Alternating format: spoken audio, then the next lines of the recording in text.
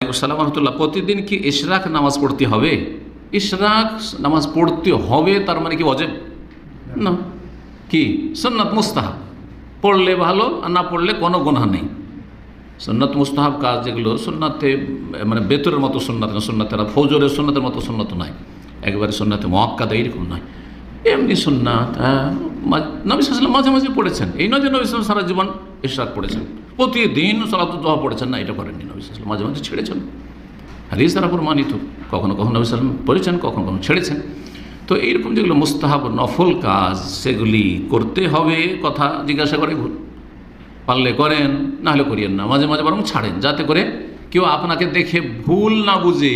আশেপাশের লোক যদি, যারা দিন সম্পর্কে জানেন না, মাসলা জানে না, যদি প্রতিদিন আমাকে সালাতুদ দুহার ইশরাক করতে দেখে, ভাববে যে এটা মনে হয় ওয়াজিব, নাহলে সে একটু একদিন ছাড়েন, ভাববে না, তাহলে ওদের সামনে মাঝে মাঝে ছেড়ে দিতে হবে, যাতে করে মানুষ ভুল না বুঝে। জি।